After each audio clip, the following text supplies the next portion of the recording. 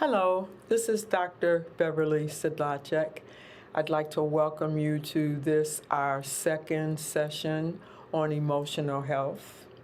And in our first session, we discussed the cycle of sin and how the iniquities get visited upon us down through the third and fourth generations, and how these patterns impact our lives in ways that we are not always aware of. We talked about how when we have parents who don't meet our needs, there are deficits that happen in our lives, and in those deficits, we learn to survive in life. And we learn to, we have feelings that we are unable to share because parents don't know what to do with them. There may be these dysfunctional rules in place about don't talk, don't feel, don't trust, be perfect, be good. And so we are left with these feelings that we stuff away in the garbage cans of our hearts. And in doing so, they don't go away, they just bleed over into other relationships. And we find ourselves struggling, not even understanding why. And we describe those first 7 years as being pivotal in that we learn how to be in relationship and how to connect with others in relationship. And we build survival strategies to survive in life. We call those structures of self. And I mentioned that shame being the foundational structure. And I would add at this point, shame is not the structure that we build. It's been built into us, as it were, as a result of the sin problem. And so we're going to talk about shame and the impact upon us as we go through our life and what that looks like. And the title of this talk is Shame on Us. The foundation of all our ability to survive in life has to do with shame. That's the cornerstone, if you please. The rest of the structures we described in the previous session, controlling, self-dependence, being a victim, being perfectionistic, added some additional ones here, codependent, being the noble martyr, all of those ways of reacting to life. We've learned those first 7 years of life. However, the undergirding, the underpinning of all of those structures is that of shame. And before we delve into this very important subject, let's define shame, first of all. And shame is challenging and elusive, which is the key element. It's very difficult at times to describe shame. Why? Because we use other words to describe shame. And some of the other words we use are humiliation, embarrassment, indignant, disgrace.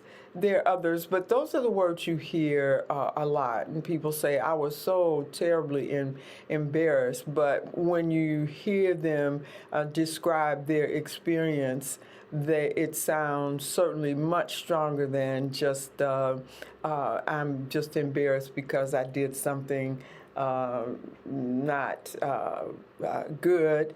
It's certainly the intensity of those feelings are much greater than just a slight embarrassment. But if we were to really try to to explain, the words really do no justice to the emotional state common to the experience of shame that we all share. We all have been, we've had an experience of shame, and if I were to sum it up, I would say that the experience of shame has to do with I am not enough.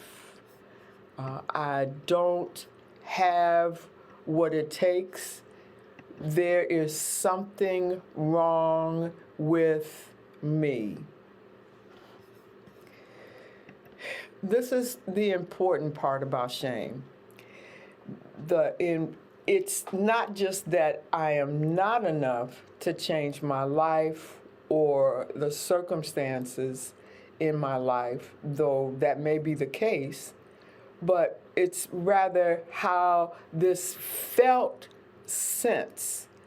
I really feel that I do not have what it takes to tolerate this moment or the circumstance I find myself in.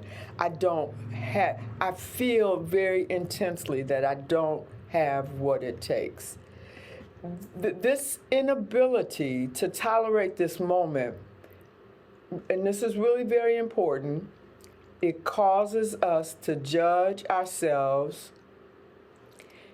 as unfit and reinforces the feelings of shame. And then we get into this circular loop of reinforcing the shame and feeling it and being unable to tolerate the moment and then feeling it some more. And with this feeling reality on this circular loop, it causes us to isolate and hide in our vulnerability. It's just really scary. It's way too much. And I feel like I need to pull away, to pull apart, to isolate, and to hide. I described, I want the ground to open up, and I just want to go, the ground to open up, and I go, swallow me up and cover me over again. That's how shame feels. It's just the awful, negative emotion. I think it's important, though, to anchor our experience from a biblical point of view. Dr. Brene Brown, many of you may be familiar with her. She's done a lot of work around shame and vulnerability, and she's written several best-selling books. She's just well known, done a lot of research around shame and vulnerability. But there is a biblical foundation to shame that would help us, and I don't want us to miss. And so I'm going to walk through this beginning in eternity past. Now, in eternity past, and we don't have a clue about how long or what that means, the Godhead, Father, Son, and Spirit, had just a sweet time of loving on one another, peace, selflessness. They had perfect community. And in that perfect community, they began to generate love is creative. Love is not a static phenomenon. It's creative. And so they began to create other unfallen beings. And we don't know how long this creative process went. They created other unfallen planets and the stars and all of that. And in this process, they decided that they wanted to create humanity. And humanity not in a very unique spot of being like them with the ability to choose. They wanted humanity to be a part of this community along with the other unfallen planets. And in this time of love, peace, and selflessness and perfect community, humanity was created. And when humanity was created, don't know how long sin was around before. I'm sorry, we don't know how long this community existed or everyone enjoyed it until there was the entrance of sin. And we know the sin entered, of course, in heaven. But even with heaven, with the enemy being kicked out of heaven, he was now free to move around, and he ended up here on planet Earth. And then with Adam and Eve, there had been a rupture in the heavenly community, with a third of the angels being taken away and mesmerized by his dealings with them, and they were expelled from heaven along with him. But then there was humanity that was now exposed to his sophistry, and humanity fell. And where there was once the perfect community, perfect experience of love and peace and selflessness, beginning in heaven when that rupture initially occurred there, and then when it migrated to earth, now we are struck with the truth of sin, and sin produced something very important. The Bible says in Genesis chapter 2, verse 1, it says, the man and the woman, when they came forth from the hand of the Creator, they were naked and unashamed. And I thought, I've pondered this text for a while. Of all the words that God used to describe their state, he said that the writer was impressed to write, they were naked and unashamed, as though that has significance. And I propose to you that it did have significance. And with the entrance of sin in chapter 3, when the conversation happened with Adam and Eve, and when Eve was tempted by the snake, and then took the fruit to Adam, and of course Adam partook of that fruit. And then, in addition to the immediate impact on planet Earth, they were afraid, and they isolated from God, and they suddenly had an experience of being shamed, and their intent was to try to hide themselves from their nakedness from each other. And we know the story. They sewed fig leaves together, and in the sewing of the fig leaves, there was this feeble attempt to try to hide from God and from each other.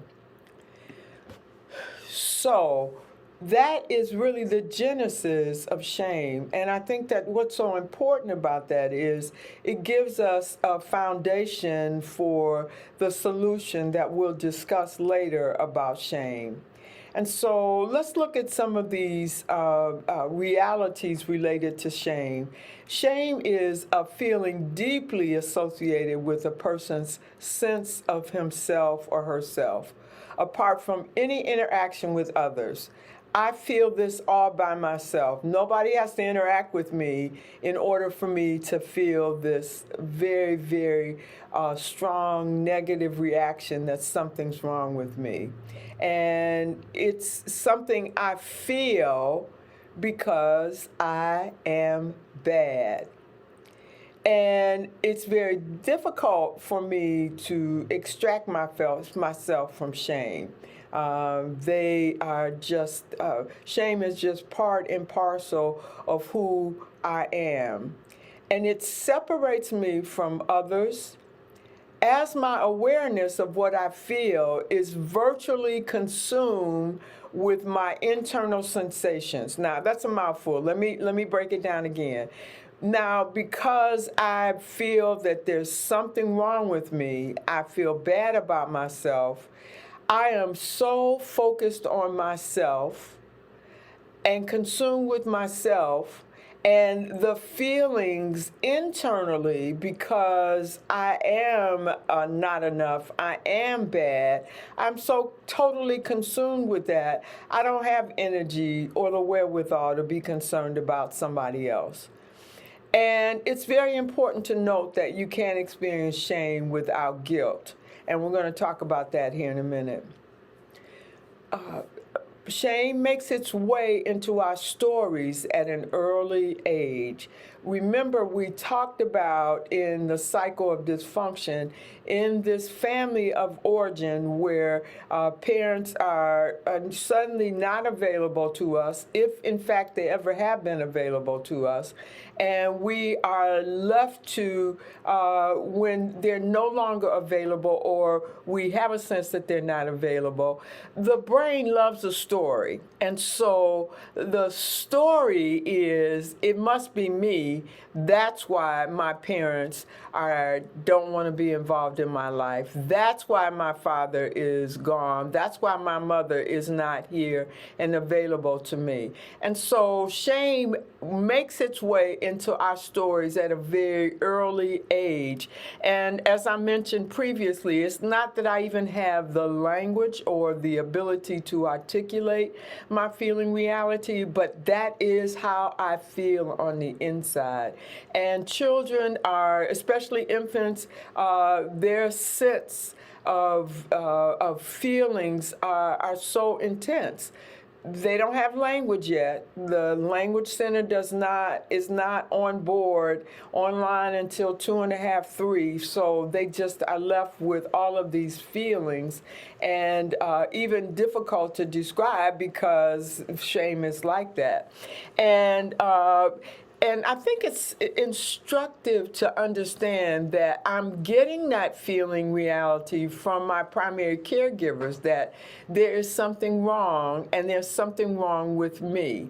And this can take place as early as 15 to 18 months.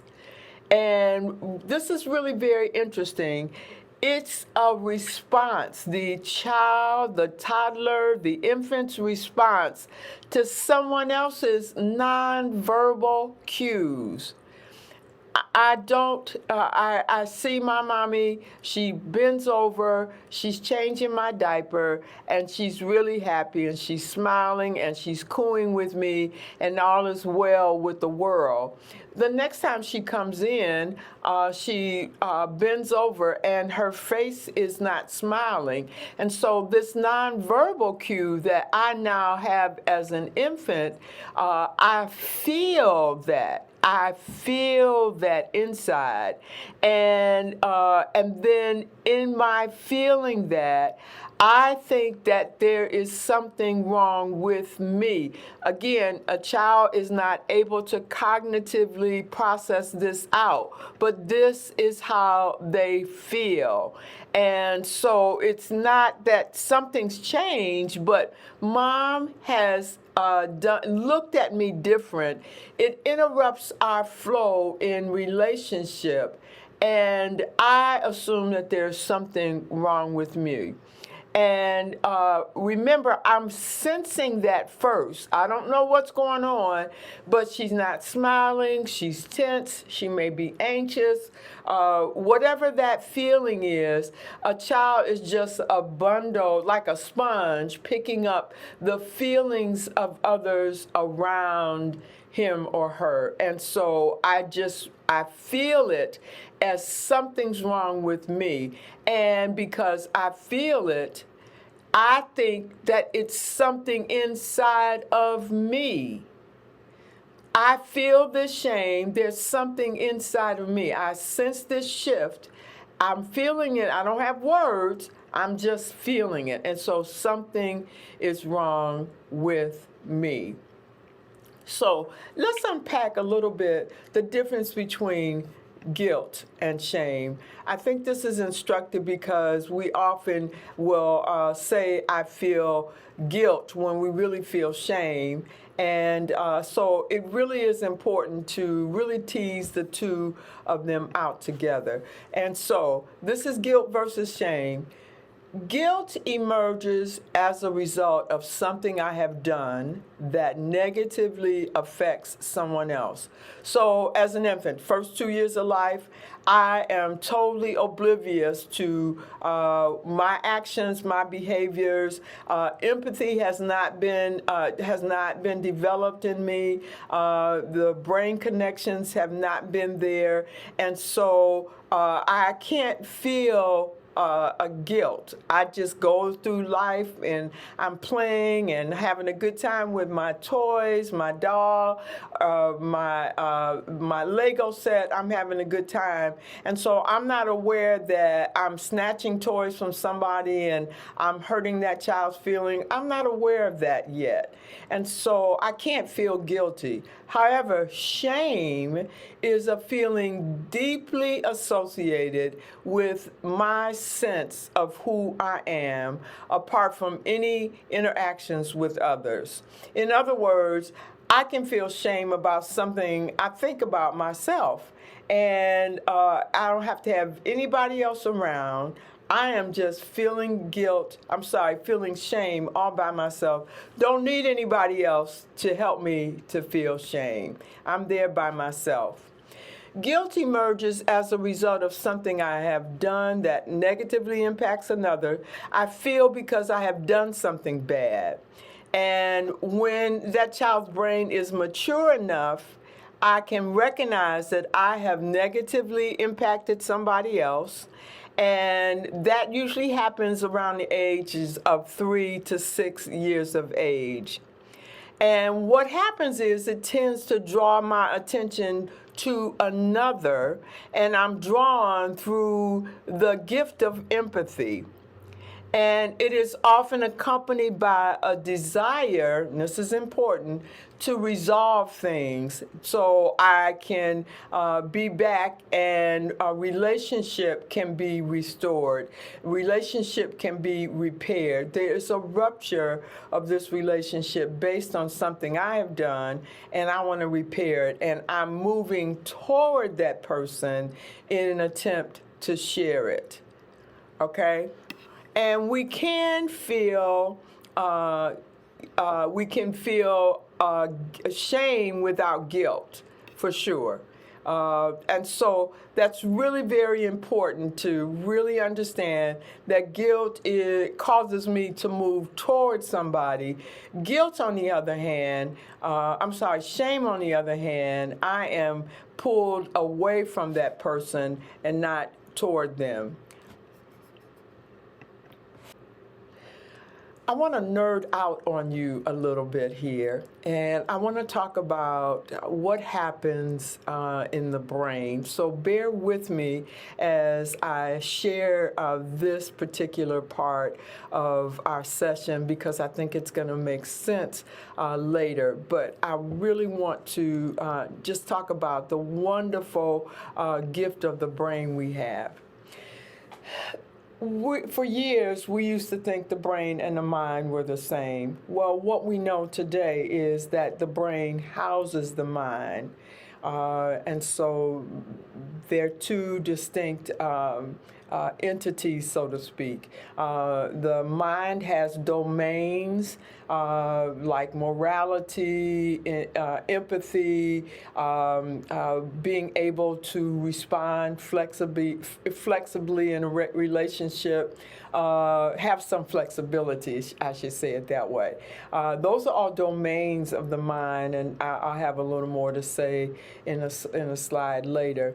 But what happens is that there is a balance in the child's brain that occurs in the autonomic nervous system. And the autonomic nervous system is composed of the sympathetic system and the parasympathetic system. And I'm going to explain the difference here momentarily.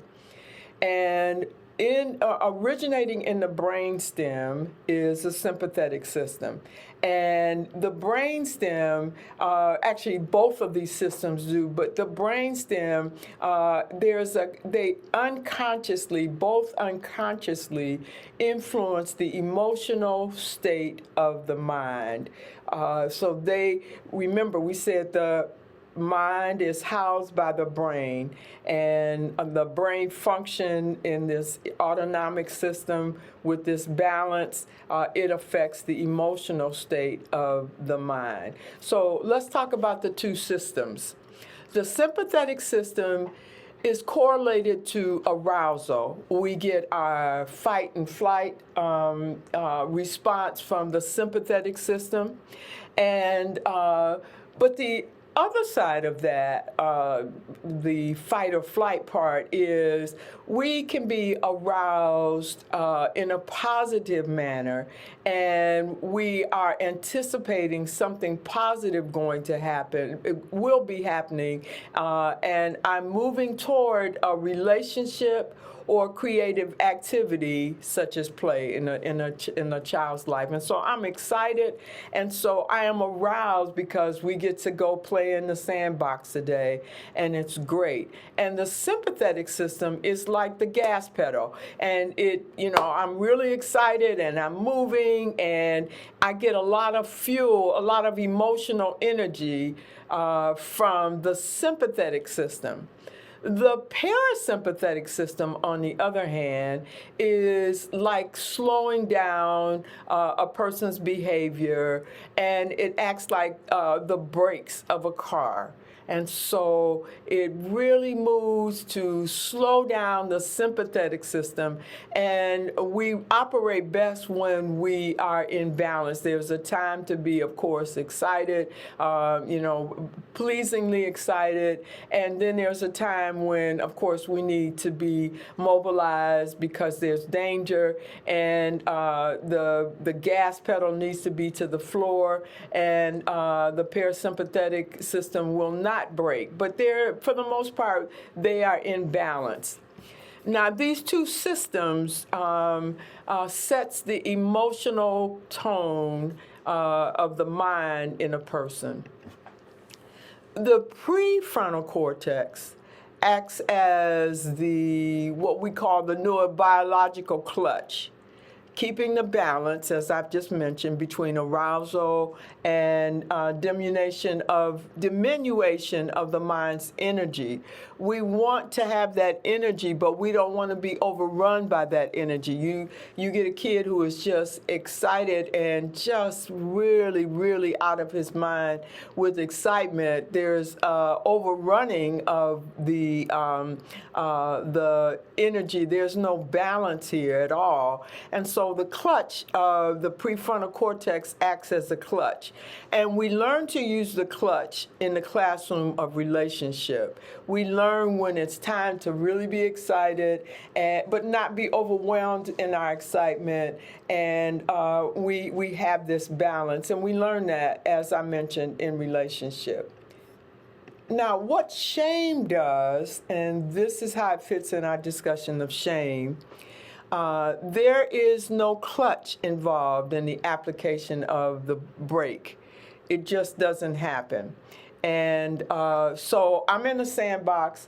I am playing, I'm having a blast, and mommy tells me my other friends are coming. I am so excited about my other friends coming, and I'm just thrilled. And I have all of this energy, the emotional arousal that is happening is just really thrilled. I'm excited. But then something happens. My friend comes and she snatches my toys away from me, and she kicks the sand in my face. And so all of this excitement I have, all of this arousal at the pleasure that I'm going to enjoy when my friend comes, now all of a sudden I have I have this terrible thing that's happened, and I think, oh, there is something wrong with me. And so all of this arousal, this energy that's coming, that has been generated in my body, and I feel it in my body, I have no way of discharging that energy. And so the prefrontal cortex is unable to tie all of these things together to help me to understand, to use, to help my mind to understand that this friend didn't sleep well, not doing well, or any of that. I can't tie it all together because all of this energy has overrun my mind. All of this arousal has been too much. And now I am left as this little person to manage this emotional energy. And in doing so, I make a judgment about the story being told. I assume that it is about me. My friend has done this because she doesn't like me. I have gotten aroused.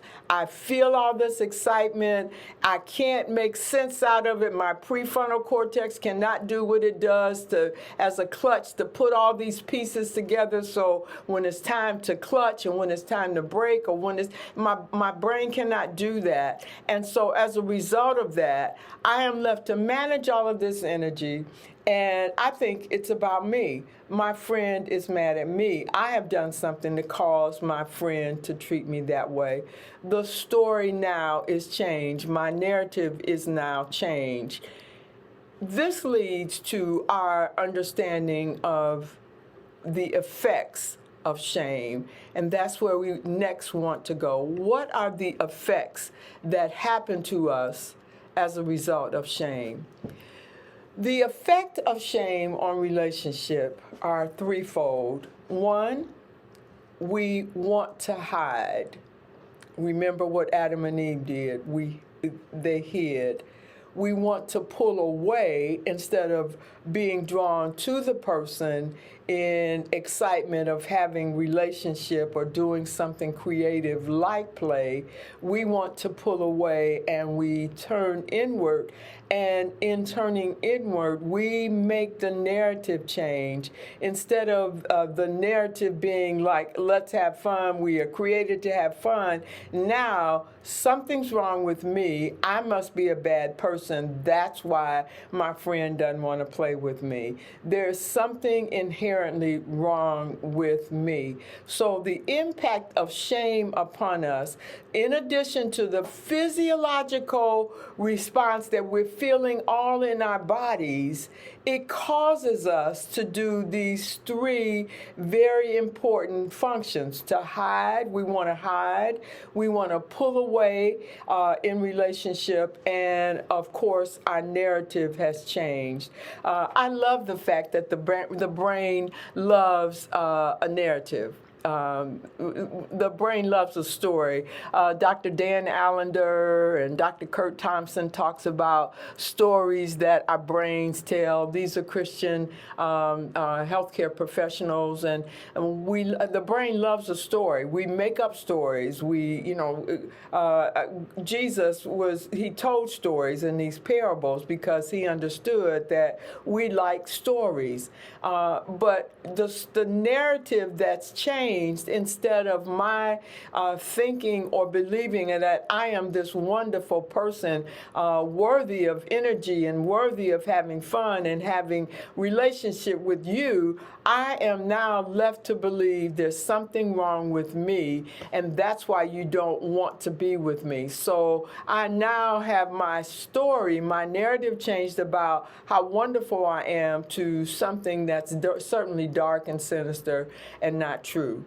And so what is the biblical solution to shame? I want to propose to you that the biblical solution to shame involves three components as well. Instead of hiding, we stand and are vulnerable. What would have happened if Adam and Eve had stood vulnerable before the Lord in their nakedness and acknowledging what they had done? yes, they had sinned, but what would have happened instead of hiding, they stood vulnerably before the Lord? We don't know what would have happened, but we know that what happened was it was not good. Somehow, we think that vulnerability is something we choose. But the reality is, vulnerability is who we are. To be human is to be vulnerable. It is not a question of if we are vulnerable, but to what a degree we're willing to be vulnerable.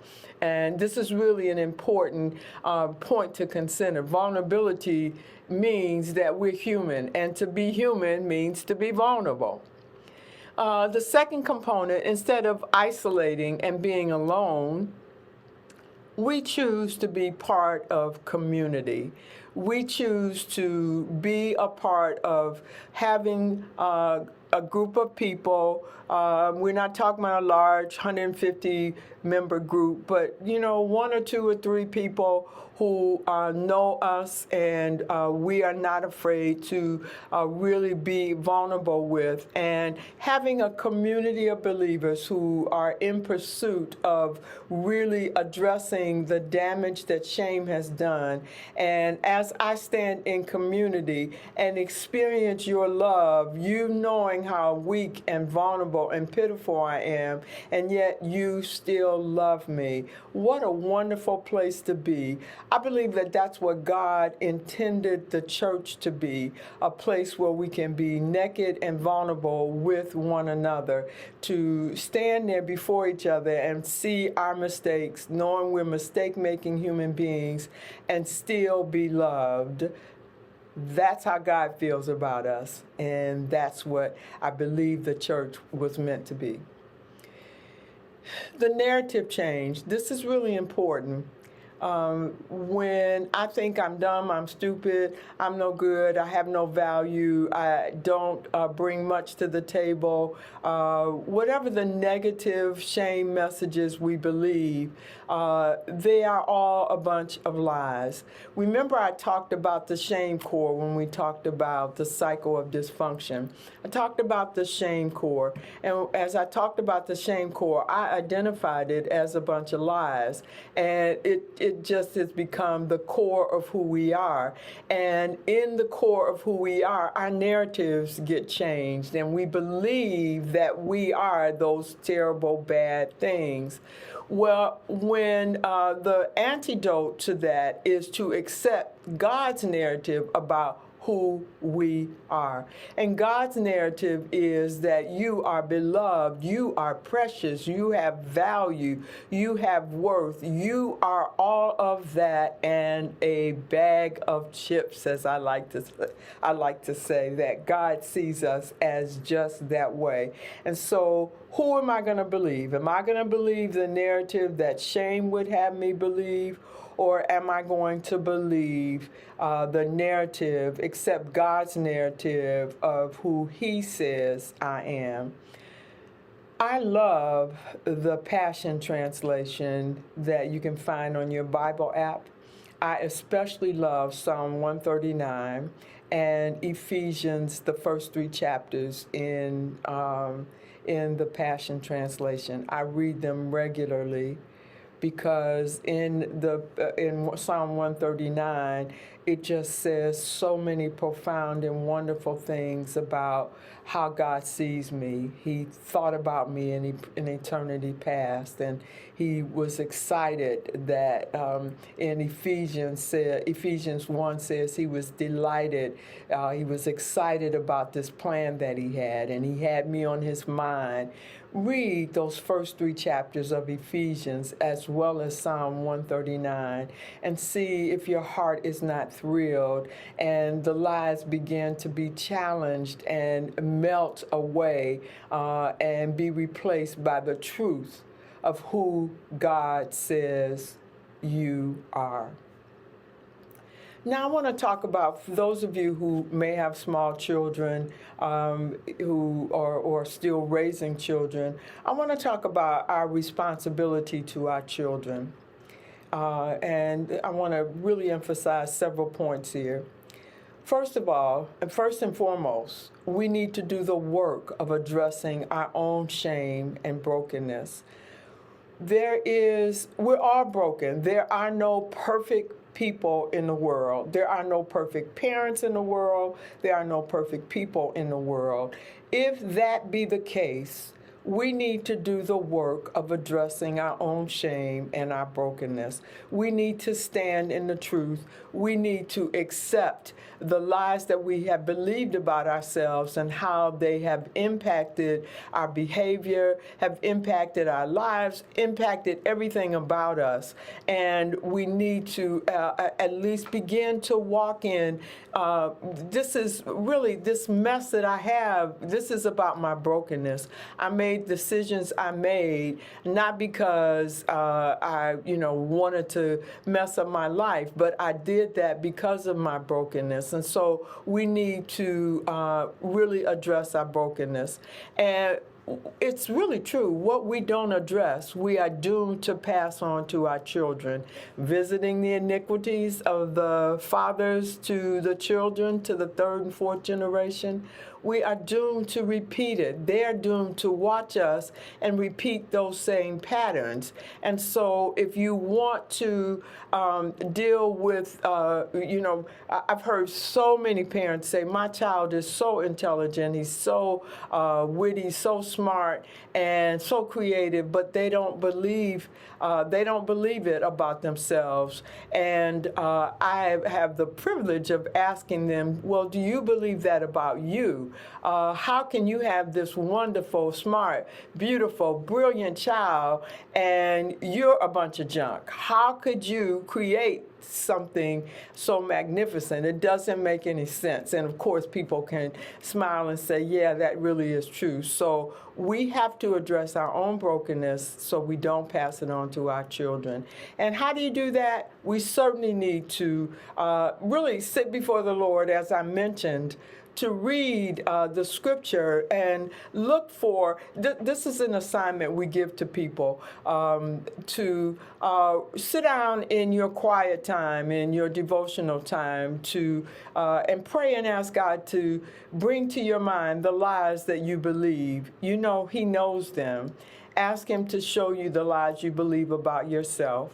And in doing so, as you begin, just write them down. I believe this about myself. I believe this. I'm fat. I'm ugly. I'm stupid. Whatever the lies are, I'm not competent. I'm not smart. I'm not a good cook. Whatever it is, ask the Lord to show you what it is that you believe that is not true about yourself. What lies are driving you. And I promise you He will do that. And then ask Him to show you, to lead you to Bible verses. Go to Bible verses to find out the truth of what He says about you. Do you know the day you were born, God rejoiced. He sang over you. He rejoiced over you the day you were born. You were not a mistake. You were not just an afterthought. He had His mind on you in eternity past. And He is committed to bringing this thing full circle and restore us to our rightful places if we allow Him to, even into eternity future. And so doing the work, that's one place to start. If you need counseling, I'm a counselor, so of course I'm going to suggest you go to counseling. We have this thing that I can't tell you how many people say, well, I just am going to pray about it. Well, you can pray and also go to counseling. There is no shame to needing counselors. As a counselor, I've needed a counselor, and I at times I have a community of friends who really love me, one being a counselor, one being a physician, and they're able to really, really help me, to call me on my stuff, to really help me to see what I'm believing about myself and how to address it. And so we need to do the work of addressing our shame and brokenness. We also need to teach our children to understand who they are. You know, Matthew 5:14 says that you are the light of the world. And this is Jesus talking in the Sermon on the Mount. Wonderful words that he spoke. You are the light of the world. Or another word for light is illuminating. So God is saying, you are illuminating. You are illuminating. Shame, the bushel basket of shame, would cause us to hide and not understand who we are. Jesus said, who puts a candle under a bushel? Nobody. You know, you're set on a hill. You can't be hidden. So walk in and acknowledge that you are illuminating. It's a good thing. You are illuminating. Teach your children that. You begin walking in the notion that you, in fact, are illuminating. And then I mentioned that I've taken that text, Luke 3:22. This is my beloved child, whom I'm well pleased. These are the words that God said to Jesus before he did a lick of work in his mission. He was just going about his business, doing his work, preparing for his ministry. But before he did any work, God said, I just delight in you. And telling our children that they're special, they are, we delight in them. You're my beloved child, and I'm well pleased with you. How many of us have heard those words, but surely how many of us have passed those words to our children? Empower our children to be individuals, to live by principles and with boundaries. Well, what does that mean? Our character is made up of thoughts and feelings, and they need to be in balance. Now, we're not talking about living your life only in terms of the cognitive realm. We're not talking about living your life only in the emotional realm. Neither place is good. We're talking about living in balance. And when we live based on principle, regardless of how I feel, I can live based on principles. There are days when I don't want to exercise, but I get up and do it anyway. I know I need to, I want to, I just don't feel like it, but I do it anyway. And so I live by principles, and that's what we need to teach our children. And with boundaries, implied in that is I'm this individual, I'm living by principles, and I'm not going to allow you to define who I am. I'm going to be able to set a boundary and say, no, this is not who I am, and I'm not going to live based on what you think. I'm going to live based on principles and know who I am. Incidentally, I could spend a session talking about boundaries and the importance of boundaries. Unfortunately, as parents, we are the first to violate our children's sense of boundaries. When children say no, when toddlers say no, that is an important part of growth and development. It's necessary. I know that this is where I began, and this is where you end, and this is where you begin. For a long time, infants didn't know that. We just experienced life just this in experiential way, and not knowing that this was me and this is you. When children begin saying no, parents are oftentimes offended and upset. No, we need to allow our kids to say no, but help them to understand if they are saying no, they're saying yes to consequences. They have a right to say no, but we can teach them that you can say no, but these are consequences that are going to happen. Or kids who want to, especially teenagers, and I may be speaking to a teenage parent, parents of a teenager now. Children, they may not. You've taught them. You've given them responsibility. You taught them from an early age to pick up behind themselves, and then they get in their room and they live like you've never taught that lesson. that needs to be okay. I've had parents who say, well, I go in my child's room and clean it up when I can't take it. Well, that is really violating your child's room, your child's boundaries. If that's their room, they need to have the right to live like that. Again, you can help them to choose. If you choose to live like this is what's going to happen. But for you to go in and overstep their boundaries, not a good thing at all. So we need to teach them how to have boundaries. If somebody else is having a bad day, that doesn't mean you have to have a bad day. In fact, I have this saying, I don't have a bad day, I have a bad 15 minutes. And then I allow myself to feel whatever I'm feeling, and then I can choose to do something else. And nobody else is responsible for my feelings.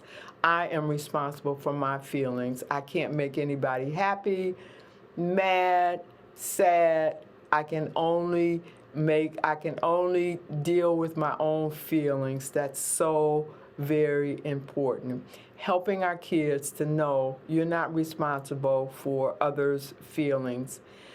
You spend a lot of time and energy in shame trying to prove that you're not as bad as you think you are. And if you really knew, then you won't like me.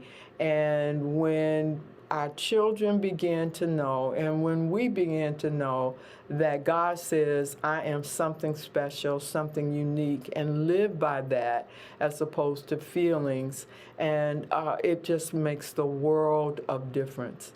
I want to emphasize again, not calling our children names or diminishing them in any way. A slick way of diminishment that happens sometimes is that all the homework you got done since you've been home from school today? Well, that's diminishing that child, as though, you should have more done. When you hear should statements, you can just know that you are diminishing and shaming your children, however subtly that is. Or we just do this subtle shaming thing so very effectively. And I just want to challenge us to ask the Lord to sensitize us to how we shame one another and put one another down. When you know who you are, you don't have to engage in shaming, and you don't have to allow others to shame you.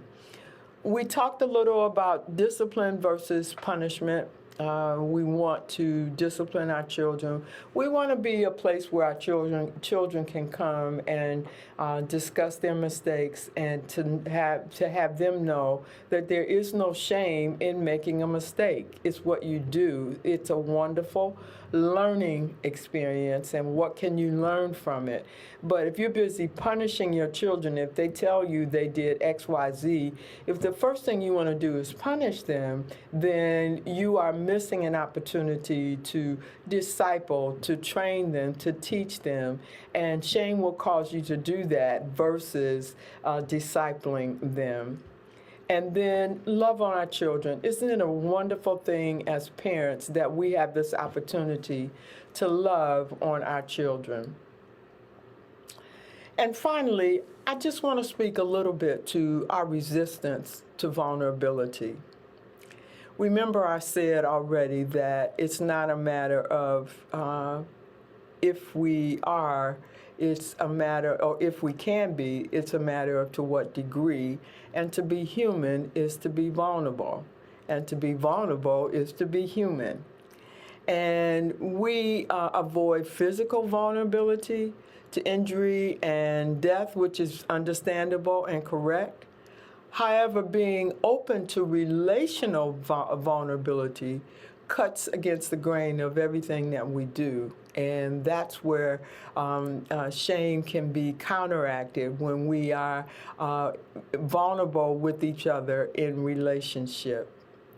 Men have been socialized, I really want to say programmed to not show vulnerability, and women are too, to some degree, because it's a sign of weakness.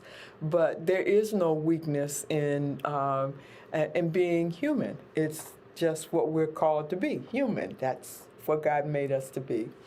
And how many of us have heard, real men don't cry? I would counter that statement by the truth that Psalm 56 says that God takes our tears, he counts them, and he places them in a bottle, which says that he thinks that our vulnerability, our tears are pretty important. And so we can cry in vulnerability because God thinks that they're pretty important. And how many of us have heard, stop crying or I'll give you something to cry about? I've had many people say to me, I can't cry because I don't have anything to cry about after they've told me some really painful things. And I get to counteract that lie by saying, yeah, you have something to cry about and it's okay to cry.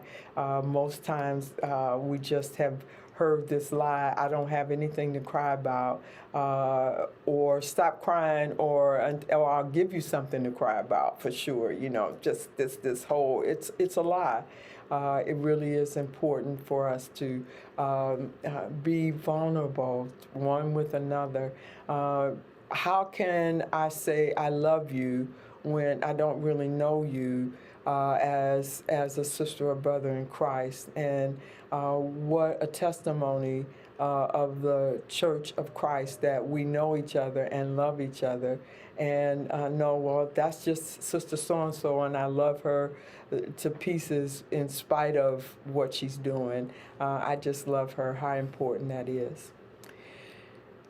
And so I again I love this because I love this subject because I have been subject to so much shame in my life, and to be released from shame has been such a wonderful gift that God has given to me.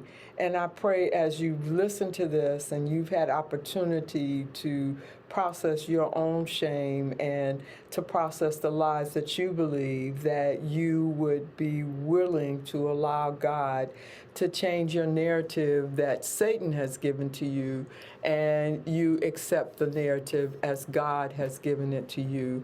I pray this has been a blessing to you. We have one more talk, and I look forward to your hearing our next talk.